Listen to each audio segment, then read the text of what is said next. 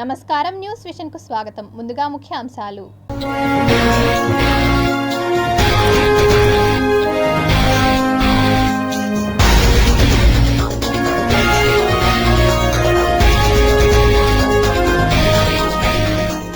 London జనాలను పరేషాన్ చేస్తున్న పక్షి, గందరగోళం చేస్తున్న తుంటరి విహంగం. జీలం నదిలో పడవ బోల్తా, నలుగురు మృతి, పలువురు గల్లంతు. సీఎం జగన్ పై రాయి దాడి కేసులో నిందితుడి అరెస్ట్, మేమంతా సిద్ధం బస్సు యాత్రకు బ్రహ్మరథం పడుతున్న జనం. ప్రజలకు ఐఎండీ అలర్ట్, దంచి కొడుతున్న ఎండలు, 45 నుండి 47 డిగ్రీల సెల్సియస్కు ఉష్ణోగ్రతలు పెరిగే అవకాశం. వేసవిలో కృత్రిమ మామిడి పండ్ల ముఠా వికృత చేష్టలు, డేంజర్ అంటున్న వైద్యులు. శ్రీవారి ఆర్జిత సేవ టికెట్లు 18న విడుదల, భక్తులకు అందుబాటులో జూలై నెల కోటా.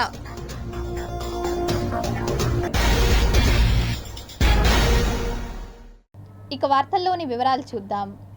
గత శనివారం సీఎం వైఎస్ జగన్ పై రాయి దాడి జరిగిన విషయం తెలిసిందే. అయితే సీఎం జగన్ పై రాయి దాడి కేసులో నిందితుడిని గుర్తించారు పోలీసులు.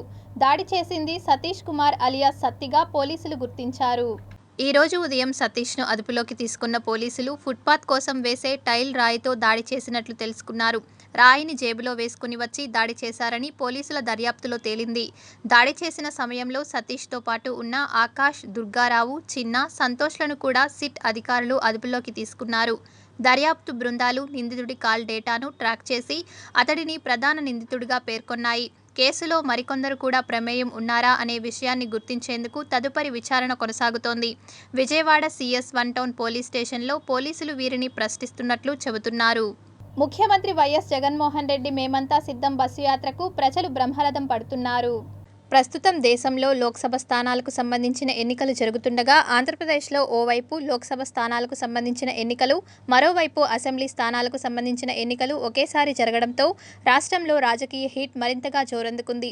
ఇందులో భాగంగానే అన్ని ప్రముఖ రాజకీయ పార్టీలు ఇప్పటికే ఆయా నియోజకవర్గాలకు సంబంధించిన అభ్యర్థులను ప్రకటించి ఎన్నికల ప్రచారాలలో పెద్ద ఎత్తున కొనసాగిస్తుంది. ఇక పార్టీల పెద్దలు రాష్ట్రం మొత్తం సుడిగాలి పర్యటనలు చేస్తూ ప్రజలను మమేకం చేసుకుంటున్నారు. ఇందులో భాగంగానే ఆంధ్రప్రదేశ్ ముఖ్యమంత్రి వైఎస్ఆర్సీపీ అధ్యక్షుడు జగన్మోహన్ రెడ్డి కూడా మేమంతా సిద్ధం అంటూ బస్సు యాత్రలో పాల్గొంటున్నారు. రాష్ట్ర ముఖ్యమంత్రి వైఎస్ఆర్సీపీ అధ్యక్షుడు వైఎస్ జగన్మోహన్ రెడ్డి చేపట్టిన మేమంతా సిద్ధం బస్సు యాత్రలో భాగంగా నేడు ముఖ్యమంత్రి జగన్ సోమవారం రాత్రి బస చేసిన నారాయణపురం దగ్గర నుంచి మంగళవారం ఉదయం 9 గంటలకు బయలుదేరి నిడమర్రు, గణపవరం మీదుగా ఉండి చేరుకున్నారు. ఇక ఉండి శివార్లో సీఎం జగన్ భోజన విరామం తీసుకున్నారు. ఆపై అక్కడి నుంచి బయలుదేరి భీమవరం బైపాస్ రోడ్ గ్రంథి వెంకటేశ్వరరావు జూనియర్ కాలేజ్ వద్ద సాయంత్రం 3:30 బహిరంగ సభలో పాల్గొని సీఎం జగన్ ప్రసంగించారు.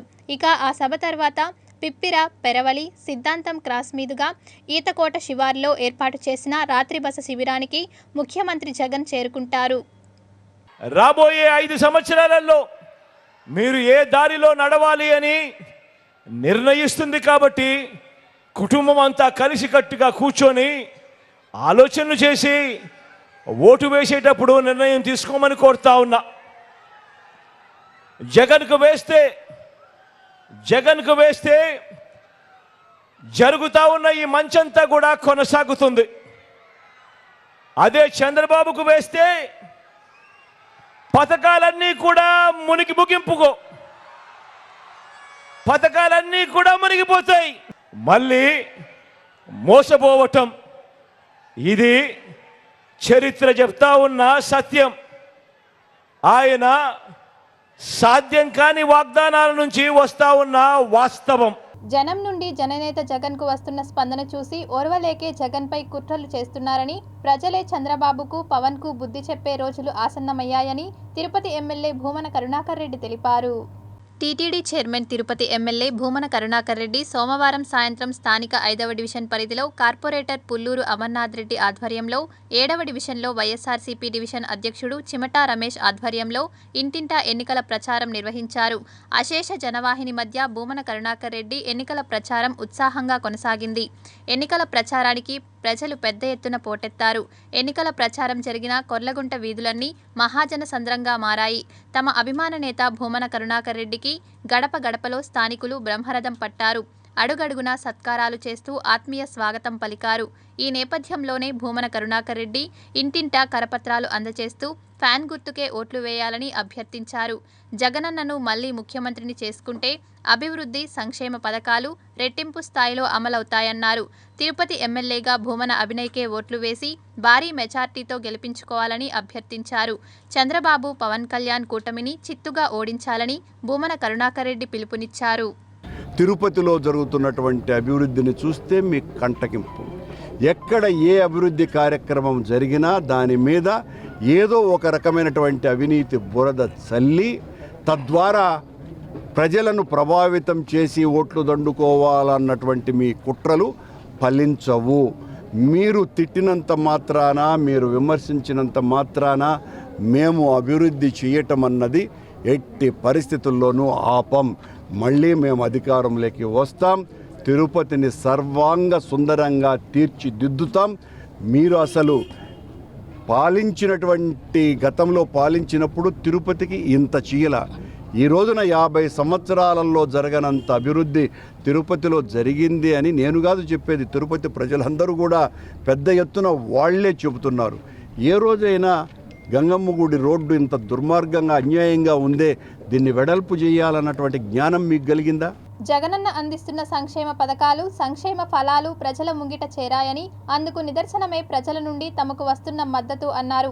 జరగబోయే ఎన్నికల్లో అభివృద్ధి చేసిన తన అభ్యర్థిత్వాన్ని బలపరచాలని ప్రజలకు విజ్ఞప్తి చేశారు. మరో 5 ఏళ్లలో నా హయాంలో తిరుపతికి ఐటీ పరిశ్రమలు తెప్పించే బాధ్యత నాది.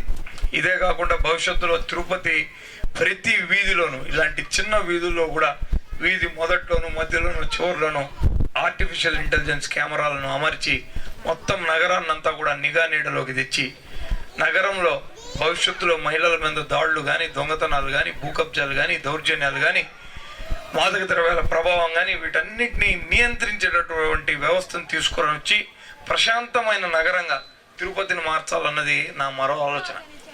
ఇప్పుడు నేను గెలిస్తే తిరుపతికి మరో 14 రోడ్లు వస్తాయి, ఐటీ పరిశ్రమలు వస్తాయి, తిరుపతి నేరరహిత నగరంగా మారుతుంది, తిరుపతి పారిశుద్ధ్యం విషయంలో కొండ మాదిరి తయారవుతుంది. ఆ పనులు కూడా చాలా వరకు కంప్లీట్ చేశాం. తొలుత మానవుడు తన జ్ఞాపకాలను రాతిపై చిత్రించాడు. ఆధునిక మానవునిగా మారుతున్న చారిత్రక పరిణామ క్రమంలోని ఆవిష్కరణలన్నీ తాటి ఆకులపై, పేపర్లపై రాసుకుంటూ వెళ్లాడు. ఆ అనుభవాల నమోదులోనూ ఎన్నో మార్పులొచ్చాయి. అలాంటి ముచ్చటగొలిపే విశేషాలెన్నో ఉన్న జ్ఞాన భాండాగారం తిరుపతిలోని జాతీయ సంస్కృత విశ్వవిద్యాలయం. తిరుపతిలోని జాతీయ సంస్కృత విశ్వవిద్యాలయంలోని సెంట్రల్ లైబ్రరీలో తాళపత్ర గ్రంథాల సేకరణ, సంరక్షణ అంతర్జాలంలో నిక్షిప్తం చేయడం కోసం ప్రత్యేక విభాగాన్ని ఏర్పాటు చేశారు. ఈ గ్రంథాలయంలో సంరక్షిస్తున్న గ్రంథాలపై విద్యార్థులు పరిశోధనలు చేస్తుంటారు. 1000 ఏళ్ల తెలుగు సాహితీ వైభవాన్ని చాటే ఈ గ్రంథాలయంలో ప్రాచీన సాహిత్యంలోని పురాణాలే కాదు, వైజ్ఞానిక విశేషాలు ఎన్నో ఉన్నాయనడానికి రుజువులున్న విజ్ఞాన నిలయమే ఈ గ్రంథాలయం. పురాతన గ్రంథాల సంరక్షణపై టీటీడీ ఇటీవల జాతీయ సంస్కృత విశ్వవిద్యాలయంతో MOU కూడా కుదుర్చుకుంది. ఇక్కడ సుమారు 6000 బండిల్స్, 8000 వరకు టైటిల్స్ ఉన్నాయి. ఇప్పటి వరకు సుమారు 1900 బండిల్స్ను శుభ్రపరిచి వాటిలో నిక్షిప్తమైన రాతలని స్కాన్ చేసి డిజిటలైజేషన్కు సిద్ధం చేశామని varsity central library deputy librarian doctor Vasant తెలిపారు. In our central library, we have separate manuscript section is there. In manuscript totally we are more than 6,000 manuscripts, 6,000 manuscript bundles, and more than 8,000 titles are available in our manuscript section. In manuscripts they are different languages like Sanskrit, Kannada, Telugu and Grantha, and some scripts are there. Devanagari, Grantha, Telugu, Kannada and Tigalari, etc. This manuscript consists of several subjects like Agama and Dharma, Dharma Sastra, Veda, Vedanga. But nowadays we are manuscripts we are digitalized, but the digitalization is process is going on. విజ్ఞాన భాండాలు, ప్రాచీన గ్రంథాలు తమ కాలపు విశేషాలను భవిష్యత్ తరాలకు చేరవేయడానికి కిందటి తరాల వాళ్ళు ఎన్నో రచనలు చేశారు. మన పూర్వీకులు అందించిన ఆ వారసత్వాన్ని అపురూపంగా చూసుకుంటూ తర్వాతి తరాలు కాపాడుకుంటూ వచ్చాయి. తాళపత్రం 300 ఏళ్లకు శిథిలమైపోతుంది. దానికంటే మెరుగైనది కాగితం. ఆ కాగితం 2-3 ఎక్కువ కాలం ఉంటుంది. ఆ తర్వాత కూడా అవి శిథిలమైపోకుండా పదిలంగా ఉండేలా వాటిని అంతర్జాలంలో పొందుపరుస్తున్నారు. ఆ గతాన్ని రేపటి కోసం భద్రపరచడమే కాదు, ఆ వారసత్వ రచనల్లోని విజ్ఞానాన్ని విశ్లేషించేందుకు పరిశోధనలు చేస్తున్నారు. సిపి బ్రౌన్ అందించిన వేమన పద్యాలు అలాంటివే. నేడు పుస్తక రూపంలో ఉన్న పురాణాలు, కావ్యాలు, నీతి శాస్త్రాలు, ఆధ్యాత్మిక చింతన, ఆగమ, ధర్మ, వేద, తత్వ, వైద్య, ఖగోళ, సాహిత్య, పురాణ ఇతిహాస, గణిత విషయాలెన్నో ఉన్నవాటిని సంరక్షిస్తున్నారు. మనకు పుస్తకాల రూపంలో అందిస్తున్నారు. సంస్కృతం, తెలుగు, కన్నడ, తమిళం, ఒరియా, బెంగాలీ భాషలతో పాటు దేవనాగరి, గ్రంథ, దిగాళి, నందినాగరి, గ్రంథిలిపి, మగధ, గ్రంథనాగరి, ధర్మసాని, శారదాలిపి, బ్రహ్మలిపిలో ఉన్న తాళపత్రాలను, కాగితాలను భద్రపరిచి విద్యార్థులు ఆయా లిపిపై తర్పీదునిచ్చి తద్వారా పరిశోధనలు చేయిస్తున్నారు. తాళపత్రాలను భద్రం చేయడం కోసాన్ని స్కానింగ్ మిషన్ తోటి మన రికార్డింగ్ సెక్షన్ ఉంటుంది. జి విజయలక్ష్మి గారి కోఆర్డినేటరు టీటీడీ తరఫున వాటి ద్వారా మన తాళపత్రాలన్నింటినీ కూడా స్కాన్ చేసి నెట్లో పెడదామని చెప్పేటువంటి అభిప్రాయం. ఈ అభిప్రాయంతో ఈ కార్యక్రమం వారితోటి ఆరంభించాం. పరస్పర ఒప్పందాలు కూడా కుదిరాయి. ఒక 6 నెలల్లో ఈ తాళపత్రాలన్నింటినీ కూడా స్కాన్ చేసి మేము ఇంటర్నెట్లో పెట్టి అందరికీ కూడా అందజేయాలని అనుకుంటున్నాం. ఎవరో ఒకరు పూని కాపాడిన వారసత్వ సంపదను రేపటి కోసం నిలుపుకునేందుకు ఏర్పాటైనదే ఈ సెంట్రల్ లైబ్రరీ. ఎన్నో విభాగాలకు చెందిన వేల తాళపత్ర గ్రంథాలను సేకరించి, పరిష్కరించి, ప్రచురించి సంరక్షిస్తున్నది జాతీయ సంస్కృత విశ్వవిద్యాలయంలోని గ్రంథాలయం పరిశోధనాలయం. ఈ భాండాగారంలో బంగారం కన్నా విలువైన రాత ప్రతులెన్నో ఉన్నాయి. వాటిలో ఎన్ని విశేషాలున్నాయో, దీని స్థాపన, నిర్వహణ లక్ష్యాల్లో అన్ని విశేషాలున్నాయని ఆ library manuscript preservation assistant doctor V Sayanto Mahato తెలిపారు. Many different shastras such as Agama, Vaidya Grantha and Sahitya, Purana Itihasa, Shruti, Smriti and various other shastras also. So in this aspect we need to do research on unpublished manuscript where these manuscripts are not yet published and it is not in public domain yet. So there are more than 40 lakhs of manuscript catalog all across India. ఆధ్యాత్మిక నగరమైన తిరుపతికి ప్రతిరోజు వేలాది మంది భక్తులు, యాత్రికులు వస్తుంటారు. వారు సులభమైన మార్గంలో గమ్యస్థానాలకు చేరుకునేలా సూచిక బోర్డులు లేకపోవడంతో తికమక పడుతూ ట్రాఫిక్కు అంతరాయం కలిగిస్తున్నారు.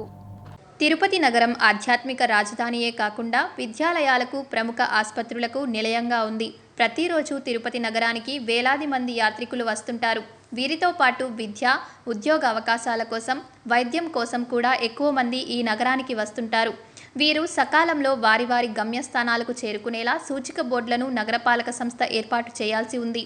అయితే కొన్ని ప్రాంతాల్లో మాత్రమే సూచిక బోర్డులు ఉండడం, మిగిలిన ప్రాంతాల్లో లేకపోవడంతో సుదూర ప్రాంతాల నుంచి తిరుపతికి వచ్చిన స్థానికేతరులు అడ్రస్లు తెలియక అవస్థలు పడుతున్నారు. మరికొంతమంది అయితే గూగుల్ మ్యాప్లతో పడరాని పాట్లు పడుతూ ట్రాఫిక్కి అంతరాయం కలిగిస్తున్నారు. ప్రధానంగా తిరుపతి అన్నమయ్య సర్కిల్లో సూచిక బోర్డులు లేకపోవడంతో ఎస్వియు, మహిళా యూనివర్సిటీలకు వెళ్లే వారికి స్విమ్స్, బర్డ్ ఆసుపత్రికి, ప్రసూతి ఆసుపత్రికి, రుయా ఆసుపత్రికి, అలిపిరి, తిరుమల చెక్ పాయింట్కి వెళ్లే దారి తెలియక యాత్రికులు, పాదచారులను అడుగడుగునా దారి అడుగుతూ వెళ్లాల్సిన పరిస్థితి ఏర్పడింది. ఇప్పటికైనా నగరపాలక సంస్థ అధికారులు స్పందించి ప్రధాన కూడళ్లలో సూచిక బోర్డులు ఏర్పాటు చేయాలని యాత్రికులు కోరుకుంటున్నారు. బయట నుండి వచ్చేటువంటి యాత్రికులు కానీ, ప్రజలకు కానీ, సందర్శకులకు కానీ కొన్ని ఎక్కడ తిరుపతిలో ఏమో ఎక్కడ ఉన్నాయి, హాస్పిటల్ ఎక్కడ ఉంది, బస్ స్టాప్ ఎక్కడుంది, స్కూళ్ళు ఎక్కడున్నాయి, కాలేజీలు ఎక్కడున్నాయి, విశ్వవిద్యాలయాలు ఎక్కడున్నాయి, ఇవన్నీ కూడా తెలిపే విధంగా గతంలో సూచిక బోర్డులను ఏర్పాటు చేశారు, సిగ్నల్స్. అవన్నీ కూడా ఆ బోర్డ్స్ అన్ని ఇప్పుడు కనుమరుగైనాయి. ఇప్పుడు ఇమీడియట్గా ఏర్పాటు చేయాల్సిన అవసరం ఎంతైనా ఉంది. బయట నుండి వచ్చిన వాళ్ళు చాలా కన్ఫ్యూజ్ అవుతున్నారు.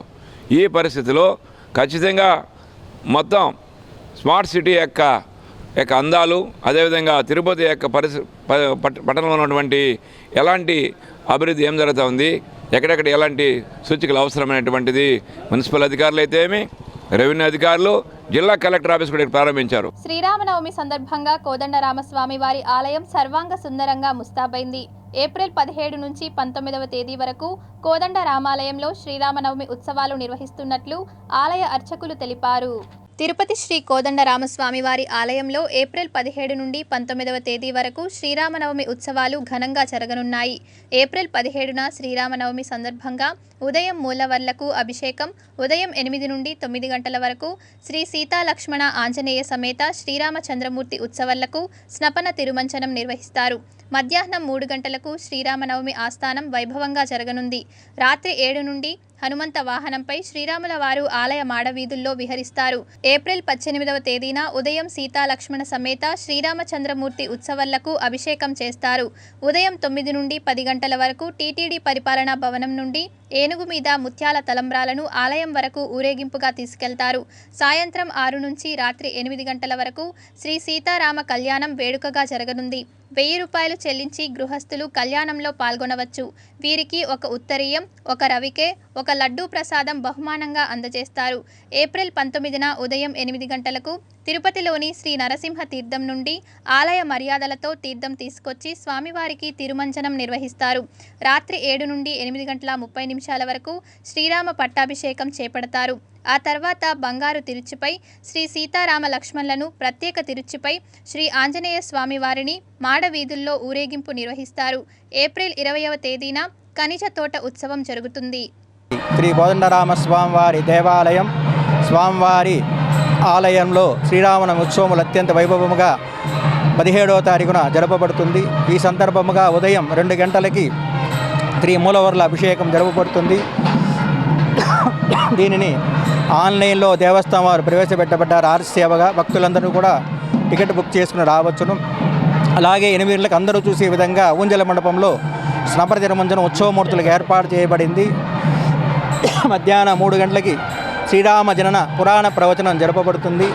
సాయంత్రం 5:30కు ఊంజల సేవ, రాత్రి 7 గంటలకి హనుమంత వాహనంలో 4 మాడ వీధుల్లో కూడా స్వామివారు అత్యంత వైభవంగా ఊరేగుతారు. పగటిపూట ఉష్ణోగ్రతలు టారెత్తిస్తున్నాయి. సగటు ఉష్ణోగ్రతలు 42 డిగ్రీలు దాటిపోయాయి. రాబోయే రోజుల్లో పగటిపూట ఉష్ణోగ్రతలు మరింత పెరిగే అవకాశం ఉందని ఐఎండీ అంచనా వేస్తోంది. వేడిగాలుల వల్ల ప్రజలు అల్లాడిపోతున్నారు. ఉదయం 9 గంటల నుంచి ఎండ ప్రతాపం తట్టుకోలేక ప్రజలు ఉక్కిరిబిక్కిరి అవుతున్నారు. పట్టపగలు రోడ్లన్నీ నిర్మానుష్యంగా మారిపోతున్నాయి. వేసవి తాపాన్ని తట్టుకోలేక ప్రజలు శీతల పానీయాల వెంట పరుగులు పెడుతున్నారు. తాజాగా రాష్ట్ర ప్రజలకు ఐఎండీ హెచ్చరికలు జారీ చేసింది. ప్రస్తుతం సూర్యుడి ప్రతాపం రోజురోజుకి పెరిగిపోతోంది. ఏపీలో ఆదివారం నుంచి ఉష్ణోగ్రత మరింత పెరిగిందని, సోమవారం 140 మండలాల్లో వడగాల్పులు వీయగా, మంగళవారం 113 మండలాల్లో వడగాల్పులు వీచే అవకాశం ఉందని ఆంధ్రప్రదేశ్ విపత్తు నిర్వహణ సంస్థ తెలిపింది. కోస్తా జిల్లాల్లో మోస్తారు వేడిగాలులు వీస్తుండగా ఉత్తరాంధ్రలో తీవ్రంగా వీస్తున్నాయి. నంద్యాల జిల్లాలో 43.4, మన్యం జిల్లా నవగాం, విజయనగరం జిల్లా తుమ్మకంపల్లిలో 43.3, శ్రీకాకుళం జిల్లా ఆముదాల వలసలో 42.9 డిగ్రీల గరిష్ట ఉష్ణోగ్రతలు నమోదయ్యాయి. ప్రజలు వీలైనంత వరకు 11 గంటల నుంచి 4 గంటల వరకు ఇంట్లో ఉండాలని, తప్పనిసరి పరిస్థితి అయితేనే బయటకు రావాలని సూచిస్తున్నారు. ఇంటర్ ప్రథమ, ద్వితీయ పరీక్షల్లో ఫెయిలైన విద్యార్థులు సప్లిమెంటరీ పరీక్షలను సద్వినియోగం చేసుకోవాలని ఆర్ఐఓ ప్రభాకర్ రెడ్డి తెలిపారు. తిరుపతి ఆర్ఐఓ కార్యాలయంలో ప్రభాకర్ రెడ్డి సిటీ కేబుల్తో మాట్లాడుతూ, ఇటీవల ఇంటర్ పరీక్షా ఫలితాలు విడుదలైన విషయం విదితమే. అయితే ఫెయిల్ అయిన విద్యార్థులు, తక్కువ మార్కులు వచ్చాయని బాధపడుతున్న విద్యార్థులు అధైర్యపడకుండా మే 24వ తారీఖు నుండి జూన్ 1వ తేదీ వరకు జరిగే సప్లిమెంటరీ పరీక్షలను ప్రతి ఒక్కరూ ఉపయోగించుకోవాలని విజ్ఞప్తి చేశారు. సప్లిమెంటరీ ఇంప్రూవ్మెంట్ పరీక్షలకు రుసుము కట్టవలసిన తేదీ ఏప్రిల్ 18 నుండి 24 వరకు తుది గడువని, ఆయా కళాశాలల్లో ఫీజును చెల్లించే సౌకర్యం ఇంటర్మీడియట్ ఏర్పాటు చేసిందని, పరీక్ష జరిగే సమయం ఉదయం 9 గంటల నుండి 12 గంటల వరకు మొదటి సెషన్, మధ్యాహ్నం 2:30 నుండి సాయంత్రం 5:30 వరకు సెకండ్ సెషన్ పరీక్షలు నిర్వహిస్తామని, అందుకు అనుగుణంగానే అన్ని పరీక్షా కేంద్రాల్లో త్రాగునీరు, మౌలిక సదుపాయాలు, సీసీ కెమెరాలు, ఎండవేడిమికి ఎటువంటి ఇబ్బంది పడకుండా అన్ని జాగ్రత్తలు తీసుకున్నామని, పిల్లలు సప్లిమెంటరీ పరీక్షల్లో ఉత్తీర్ణులు కావాలని కోరారు. ముఖ్యంగా తల్లిదండ్రులు విద్యార్థులకు తగిన సూచనలు ఇచ్చి ఇంటి వద్ద చదువుకునే విధంగా చర్యలు తీసుకోవాలని తల్లిదండ్రులకు విజ్ఞప్తి చేశారు. ఐపీఈ ఇంటర్మీడియట్ పబ్లిక్ పరీక్షలు, అడ్వాన్స్ సప్లిమెంటరీ పబ్లిక్ పరీక్షలు మే 24 నుంచి జూన్ 1 వరకు 2 విడతల్లో జరుగుతుంది. మార్నింగ్ ఉదయం 9 నుంచి 12 వరకు ఫస్ట్ ఇయర్, మధ్యాహ్నం 2:30 నుంచి 5:30 వరకు సెకండ్ ఇయర్ ఎగ్జామినేషన్ జరుగుతాయి. ఇంకా సెంటర్స్ ఇంకా డిసైడ్ చేయలేదు. వీటికి సంబంధించి ఎవరైతే స్టూడెంట్స్ ఐపీఈ మార్చిలో ఫెయిల్ అయిన స్టూడెంట్స్ కానీ, ఇంప్రూవ్మెంట్ కట్టే స్టూడెంట్స్ కానీ ఎగ్జామినేషన్ ఫీజు కట్టడానికి చివరి తేదీ ఏప్రిల్ 18 నుంచి ఏప్రిల్ 24 వరకు తేదీ లోపల ఎగ్జామినేషన్ ఫీజు కళాశాలల్లో ఆన్లైన్ పేమెంట్ చేసుకోవచ్చు. తర్వాత ఆర్వీఆర్సీ ఎవరైతే రీకౌంటింగు 260 రూపాయలు, రీవెరిఫికేషన్ వచ్చి 1100 రూపాయలు, ఆన్లైన్లో apbae.cfss.inలో స్టూడెంట్స్ వాళ్ళ డీటెయిల్స్ అన్నీ కూడా Aadhaar number, hall ticket number, date of birth వాళ్ళ ఆన్లైన్లో చేసుకోవచ్చు ఆ వెబ్సైట్లో. టీటీడీ చైర్మన్గా కరుణాకర్ రెడ్డి ఉద్యోగుల పక్షాన నిలబడి వారి సమస్యలను పరిష్కరిస్తే దానిపై కూటమి నాయకులు ఎన్నికల కమిషన్కి ఫిర్యాదు చేయడం హేయమైన చర్యని వైఎస్ఆర్సీపీ రాష్ట్ర అధికార ప్రతినిధి నీలం బాలాజీ మండిపడ్డారు. దీనిపై వారు బేషరతుగా ఉద్యోగులకు క్షమాపణ చెప్పాలని డిమాండ్ చేశారు. తిరుపతి స్వభావం తెలియనటువంటి మరి ఆర్ఎన్ శ్రీనివాసులు గారు, అదేవిధంగా బీజేపీ నాయకులు, అదేవిధంగా జనసేన నాయకులు, తెలుగుదేశం నాయకులు కూడా ముఖ్యంగా ఎలక్షన్ కమిషనర్ దగ్గరికి పోయి ఒక వినతి పత్రం ఇవ్వడం జరిగింది. మరి గౌరవ శాసనసభ్యులు కరుణాకర్ రెడ్డి గారు టీటీడీ చైర్మన్ అయిన తర్వాత మరి అక్కడ పనిచేసేటువంటి ఉద్యోగస్తులకు అందరికీ కూడా మరి ఇంటి పట్టాలు ఇచ్చారు. అదేవిధంగా జీతాలు పెంచడం జరిగింది. ఇవన్నీ కూడా ఆయన కొడుకు విజయం కోసం మరి ఇవన్నీ కూడా నిర్ణయాలు తీసుకోవడం జరుగుతుంది. అవన్నీ కూడా వెనక్కి తీసుకోవాలా, ఆయన చైర్మన్గా కూడా ఆయన రద్దు చేయాలని చెప్పి మరి ఎలక్షన్ కమిషన్కు ఇచ్చినటువంటి వినతి పత్రం చూస్తే తిరుపతి ప్రజానీకమే కాకుండా రాష్ట్రం మొత్తం మీద కూడా ఈరోజు వాళ్ళని అసహించుకునే పరిస్థితి ఏర్పడింది. ఓటర్లు కూడా ఈరోజు నవ్వుకుంటున్నారు. తిరుపతిలో టీటీడీలో పనిచేసేటువంటి మరి ఉద్యోగస్తులందరూ కూడా మాకు 2 దశాబ్దాలకు పైగా మేము ఇంటి పట్టాలు ఇవ్వాలని చెప్పి వచ్చిన ప్రతి చైర్మన్ కూడా, వచ్చినటువంటి ప్రతి గవర్నమెంట్ కూడా మేము మొరపెట్టుకున్న ఎవరు కూడా దాన్ని ఆలోచించకుండా నిర్ణయాలు తీసుకోవడం జరిగింది. కానీ కరుణాకర్ రెడ్డి గారు మొట్టమొదటిసారి 2004లో మరి ఆనాడు చైర్మన్ అయినప్పుడే ఇది నిర్ణయం తీసుకోవడం జరిగింది. ఒక అంటిపండు కూడా ప్రజలకు అందించిన పాపాన పోలా వీళ్ళు. ఈ జిల్లా వాసిగా నేను ఎక్స్ సీఎం అని చెప్పుకునే చంద్రబాబు నాయుడు కూడా ఈ ప్రజలను పలకరించిన పాపాన పోలా. ఈరోజు ఎలక్షన్లు వచ్చిందని ఓటు ఏ విధంగా ఆడతారనేది అర్థం కాని విషయం. ఎలక్షన్ స్టెంట్ల కోసం పవన్ కళ్యాణ్ని వీళ్ళు కూడగట్టుకొని ఈ తిరుపతిలో బలమైన నాయకత్వాన్ని వహిస్తున్నటువంటి భూమన అవినయ్ రెడ్డి ఈ పొద్దు చరిత్రలో 2 సంవత్సరాలలో ఎవరూ చేయలేనంత విధంగా గొప్పగా ఈ తిరుపతిని ఎక్కడికో పేరు ప్రఖ్యాతులు తీసుకున్న ఘనత మన భూమన అవినయ్ రెడ్డి గారిది. తిరుపతి జిల్లాలో అధిక ఉష్ణోగ్రతలు పెరుగుతున్న నేపథ్యంలో తిరుపతి నగరపాలక సంస్థ కమిషనర్ అదితి సింగ్ ఆదేశాల మేరకు శానిటరీ వర్కర్స్కు సమయం పాలనలో వెసులుబాటు కల్పించారు. తిరుపతి నగరపాలక సంస్థ కార్యాలయంలోని హెల్త్ ఆఫీసర్ ఛాంబర్లో ఏర్పాటు చేసిన మీడియా సమావేశంలో హెల్త్ ఆఫీసర్ మాట్లాడుతూ ఎండవేడిమి రోజురోజుకు పెరుగుతున్న తరుణంలో నగరపాలక సంస్థ కమిషనర్ అదితి సింగ్ ఆదేశాల మేరకు హెల్త్ ఆఫీసర్ యువ అన్వేష్ శానిటరీ వర్కర్స్ సమయాన్ని వెసులుబాటు కల్పించారని తెలిపారు. సో ఈ మన శానిటేషన్ వర్కర్స్ ఎవరైతే ఉన్నారో వీళ్ళు ఫీల్డ్ మీద రోజు మనకి రోడ్స్ మీద అంతా పనిచేసే వాళ్ళకి ఇబ్బంది కలగకుండా కూడా నగరపాలక సంస్థ కమిషనర్ గారు అదితి సింగ్ మేడం గారు దగ్గరుండి మనకి కొన్ని ఆదేశాలు జారీ చేయడమైంది వాళ్ళ సేఫ్టీ కోసము. సో దీంట్లో భాగంగా మనకి ఏంటంటే వర్కర్స్ మార్నింగ్ ఏదైతే వాళ్ళకి షిఫ్ట్స్ ఉన్నాయో ఆఫ్టర్నూన్ టైమింగ్స్ ఈ ఎండల్లో ఎక్కువ పని చేయకుండా కూడా వాళ్ళ టైమింగ్స్ అంతా కూడా మార్చడం జరిగింది. సో నగరపాలక సంస్థ ఆధ్వర్యంలో ఎవరైతే ఈ పిహెచ్ వర్కర్లు డ్రైవర్లు ఉన్నారో ఈ వర్కర్స్ టైమింగ్స్ మార్నింగ్ 5:30 నుంచి 10:30 దాకా ఏ టైమింగ్ ఉందో దాన్ని మార్చి మార్నింగ్ 5:30 నుంచి 11 దాకా ఒక హాఫ్ అన్ అవర్ ఎక్స్టెండ్ చేయడము. అండ్ ఆఫ్టర్నూన్ ఏదైతే షిఫ్ట్ మనకి 2:30 నుంచి 5:30 దాకా షిఫ్ట్ పెట్టుకుంటున్నాము. సో ఈ ఎండల కారణంగా అధిక తీవ్రమైన ఎండలు మనకు ఉండడంతో ఈ రోడ్ల మీద పనిచేసేదానికి కష్టం కాబట్టి వడదెబ్బ ఇవి తగిలే అవకాశం ఉంది కాబట్టి వర్కర్స్కి వాళ్ళ కోసం అని చెప్పేసి కమిషనర్ మేడం గారి దగ్గర ఉండి 4 నుంచి 6:30 దాకా వాళ్ళ టైమింగ్స్ కూడా మార్చడం జరిగింది. కల్తీ ఆహార పదార్థాల జాబితాలో సమ్మర్ స్పెషల్ మామిడి పళ్ళు కూడా చేరాయి. వీటిని ఏ విధంగా కల్తీ చేస్తున్నారో తెలుసుకుందాం.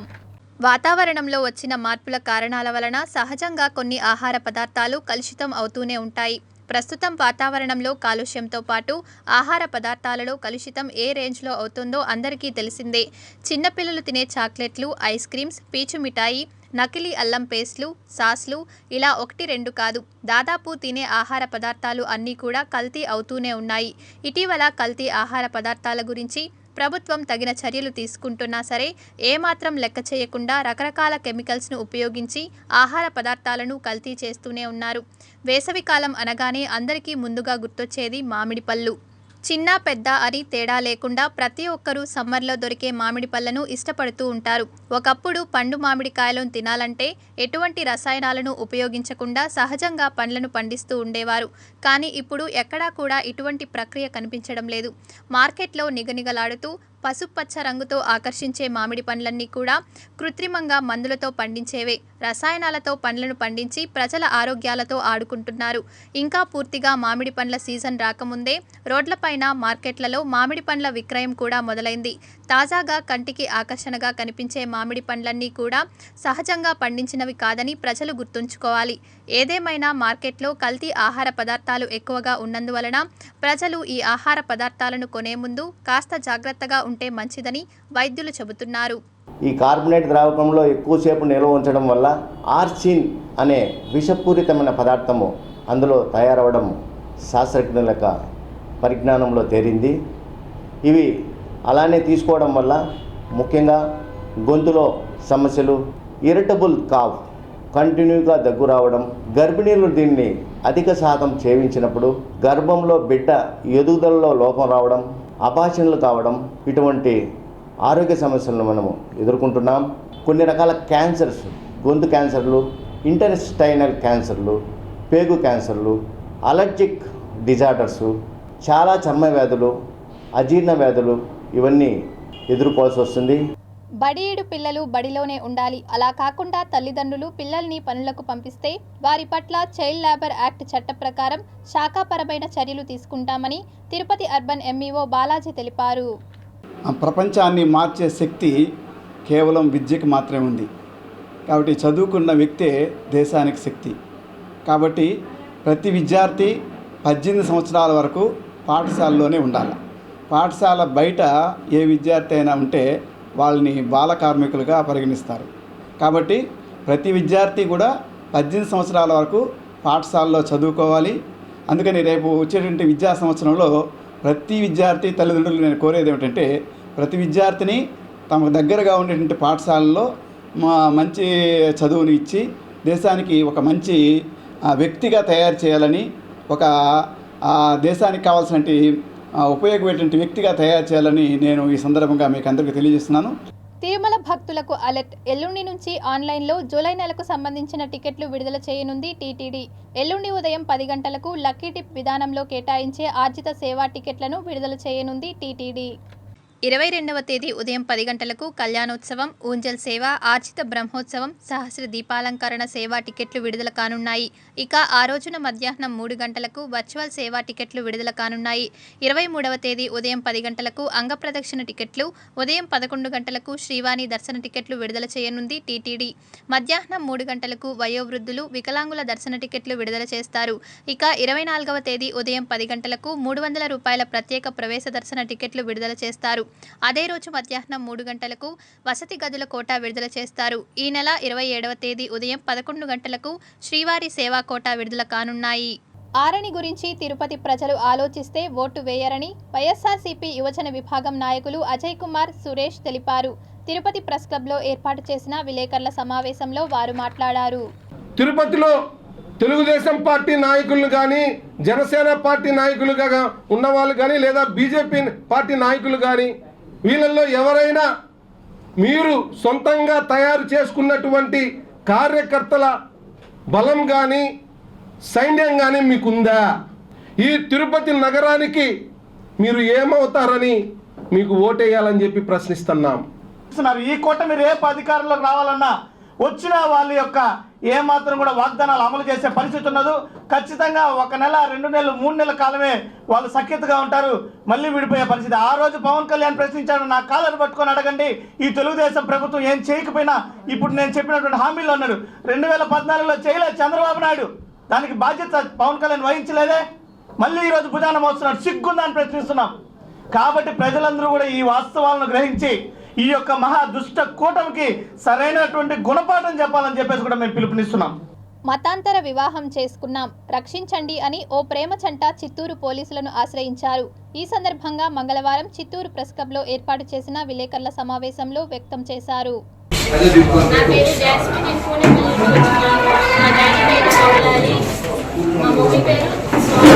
నేను తిరుమలేశ్వరి అబ్బాయిని ప్రేమించాను. అరగొండ విలేజ్ నుంచి ఉన్నాను. నేను వాటిని ఇష్టపడే ప్రేమించి వచ్చేసిన ఇంటి నుంచి ఎవరి ప్రెజర్ ఏం లేదు. నేను వాడిని మా ఫ్యామిలీ నుంచి నాకు చాలా ప్రెజర్ ఎక్కువ ఉంది. నేను వాడిని మర్చిపోలేను, వాళ్ళు లేకపోతే నేను చచ్చిపోతా. అలా అని నేను మా ఫ్యామిలీతో కూడా వెళ్ళలేను. ఉంటే తిరుమలేస్తోనే ఉంటా, మా ఫ్యామిలీ వద్దున్నాము. మేము కాలేజ్ నుంచి లవ్లో ఉన్నాం, 5 years నుంచి లవ్లో ఉన్నాం. ఇంకా ఫ్యామిలీ ప్రెజర్తో ఉండలేక వచ్చేసి పెళ్లి చేసుకునేసినాం. నిన్ననే పెళ్ళయింది. 30 సంవత్సరాలుగా తిరుమల వాసులు ఎదుర్కొంటున్న 19 రకాల సమస్యల పరిష్కరించిన రాష్ట్ర ముఖ్యమంత్రి వైఎస్ జగన్మోహన్ రెడ్డికి, టీటీడీ చైర్మన్ భూమన కరుణాకర్ రెడ్డికి, ఎమ్మెల్యే అభ్యర్థి భూమన అభినయ్ రెడ్డికి తిరుమల వాసులు కృతజ్ఞతలు తెలిపారు. తిరుపతి ప్రెస్ క్లబ్లో ఏర్పాటు చేసిన విలేకరుల సమావేశంలో వారు మాట్లాడారు. ఎన్నో సంవత్సరాలుగా దాదాపు 25-30 సంవత్సరాలు కూడా తిరుమలలో మేము పక్కన మా షాప్స్ ఏదైనా ప్రాబ్లం వచ్చి పక్క షాప్ వాడు మాకు అమ్మడమో, మా షాప్ వాళ్ళు పక్కన అమ్మడమో, లేదా ఇల్లులు అదే విధంగా జరగడమో, ఇట్లా కొనుగోలుదారులు తీవ్రమైనటువంటి ఇబ్బందులు ఎదుర్కొనేటువంటి ఆ 20-25 సంవత్సరాలు ఎన్నో నాయకుల చుట్టూ తిరిగాం. తిరుమల వాసులందరూ కూడా తెలిసో తెలియకో కొనేసాం. కానీ ఒక్కసారి మా మీద దయ ఉంచి దీన్ని పేర్లు మార్పించాలని చెప్పి అప్పటి నుంచి వేడుకోవడం జరుగుతోంది. ఏ యొక్క ప్రభుత్వానికి కానీ ఏ యొక్క నాయకుడికి కానీ మా మీద కనికరం లేకపోగా, కనీసం మేము అప్పుడుండేటువంటి పరిస్థితుల్లో ఒకసారి ఏదైనా ఒక రైడింగ్ వస్తుందని అంటే గుండెల అరచేతుల్లో పెట్టుకొని తిరిగేటువంటి పరిస్థితులు ఎన్నో ఎదుర్కొన్నాం. వాటన్నిటినీ దూరం చేస్తూ మా అందరికీ కూడా తిరుమల వాసులందరికీ వారు ఎవరైతే కొన్నవారో వాళ్ళందరినీ కూడా వాళ్ళ పేరుతో షాప్స్, ఇల్లులు, అదేవిధంగా హాకర్ లైసెన్స్ను కూడా మార్చి ఇచ్చారు. వారందరికీ కూడా తిరుమల వాసుల తరపున ప్రత్యేక ధన్యవాదాలు తెలియజేసుకుంటున్నాం. ఇప్పుడు ఆయన ఇల్లు అయినా సరే, ఇల్లు కానీ, షాప్స్ కానీ, హాకర్స్ లైసెన్స్ కానీ 800 పైచిలుకు మంది కుటుంబాలకు ఈరోజు ఆయన న్యాయం చేశారు. ఆ కుటుంబాలన్నీ కూడా చాలా తృప్తిగా 4000 నోట్లో వెళ్ళే పరిస్థితిని తీసుకొచ్చారు. వాళ్ళందరూ కూడా ఈరోజు ఆయనకి కృతజ్ఞతాభావంతో చాలా హ్యాపీగా ఉన్నారు. Tirupati gold jewellery and silver merchants association సమాచారం మేరకు తిరుపతి లోకల్ బులియన్ మార్కెట్లో బంగారం, వెండి ధరలు ఇలా ఉంటాయి. 24 క్యారెట్ల అపరంజి బంగారం 10 గ్రాముల ధర 75,370 రూపాయలు. 22 క్యారెట్ల బంగారం 1 గ్రాము ధర 6,754 రూపాయలు. వెండి 1 కేజీ ధర 85,900 రూపాయలు. రిటైల్ వెండి 1 గ్రాము ధర 87 రూపాయల 90 పైసలుగా ఉంటుంది. వార్తలు ముగించే ముందు ముఖ్యాంశాలు మరోసారి.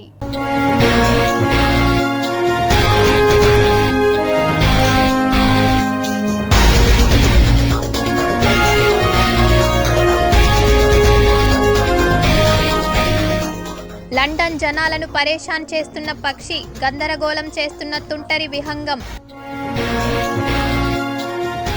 జీలం నదిలో పడవ బోల్తా, 4 మృతి, పలువురు గల్లంతు.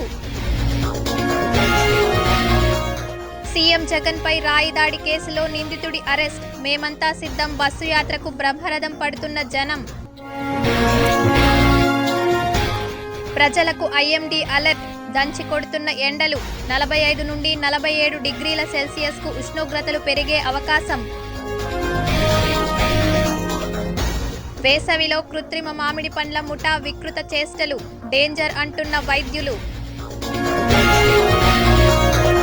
శ్రీవారి ఆర్జిత సేవ టికెట్లు 18న విడుదల, భక్తులకు అందుబాటులో జూలై నెల కోట.